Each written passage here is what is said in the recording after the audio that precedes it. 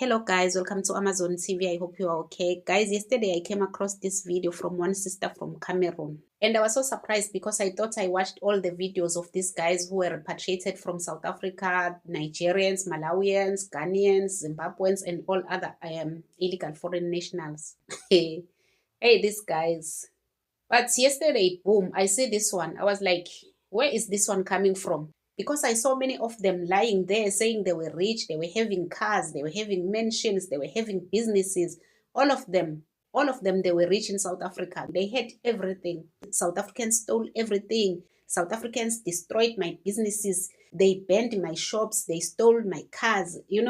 All of them were rich. But if you look at them, even the way they are dressed, you'll just ask yourself, why were they not buying tickets for themselves? Because some of them, they stayed in front of their embassies for almost 2 months or over 2 months, waiting for a free flight to go back to their countries or waiting for buses to go back to their countries. Why were they not using money? Because even if South Africans stole those cars or burned those businesses, but the money was in the bank. South Africans have no access to their bank accounts. Why were they not buying tickets for themselves to go back home instead of staying in front of their embassies for over 2 months? So that is why our president was apologizing, because these people were rich. We abused these people.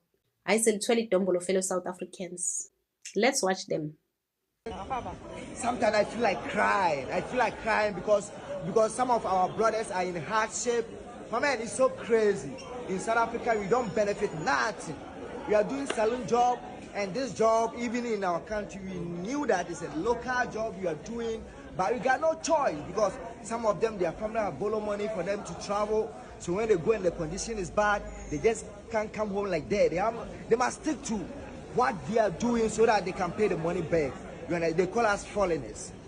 No, I don't blame them because it's how the white people colonize our mind. You understand? That is brutality. You understand me? But, hey, Mahama. At least this one, there's a little bit of truth in what he is saying. Did you hear what he said? He said salon business is a local business. He knows that. But here in South Africa, they are allowed to take businesses that belongs to locals. But in their own country, salons, spaza shops, all these small businesses belong to them. Their president said it, Mahama said it on a national TV of Ghana, that all small businesses belongs to them, belongs to Ghanaians. But he is fighting that South Africa must give all these small businesses to Ghanaians in South Africa. In his own country, small businesses belongs to Ghanaians. That is why yesterday our president was apologizing to the whole of Africa, saying he is ashamed of us because of all this. We said we don't want illegal immigrants in our country. Our president came out and said he is ashamed of us for saying that, for chasing away illegal immigrants. That is the kind of leadership we have in this country. But, hey, Mahama, I wish I can sacrifice my life for you because what you have done is so amazing. Mama, we wish you long life and prosperity. And we wish this government can go forever and ever and ever and ever. I talk from my heart and I mean what I say. Thank you.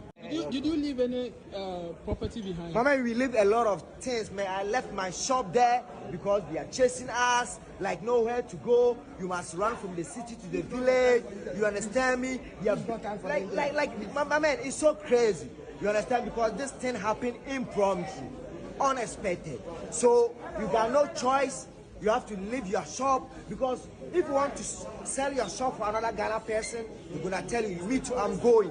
You got no choice. You understand me? So we have to leave our tents there and come back home because home, sweet home. Yeah. You understand me? You are welcome. My man, thank you. This man was working in South Africa earning 700,000. Look at him very well. He was earning 700,000 a month in South Africa. A money that you can use to buy a house in a suburb area in South Africa. He was earning in a month in South Africa. This man. If you look at him, do you think he was earning even 17,000 where he was working? I'm not trying to criticize or to mock this man. But if you look at him, can you even think Uguti he was earning 17,000 a month? But he is claiming he was earning 700,000 a month. This person waited for a free flight for days, but he was earning 700,000 a month in South Africa?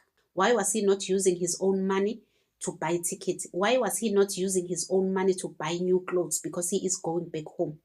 As I said earlier, I know South Africans did not have access to their bank accounts. So why didn't he buy tickets for himself, buy new clothes for himself, at least to go back home looking nice?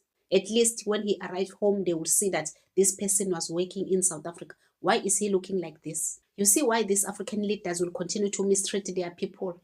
It's because of this behavior. They don't want to tell the truth. They are praising Abo Mahama. They are praising the same leaders who oppressed them, that made them to run away and come to South Africa to experience what they are claiming they experienced in South Africa. They are praising them so that they will continue to oppress them. Tomorrow now you will hear that they are here again. They are praising them instead of holding them accountable for their suffering. So what are you expecting from people like that? HIV statistics went down by 76%. 76%. The clinics and the hospitals say since the 30th of June, people are not fetching their medication. People are not fetching their medication, guys. So what does that say about South Africa? We are painted bad by even people who are sharing the small things that we have with us in their countries.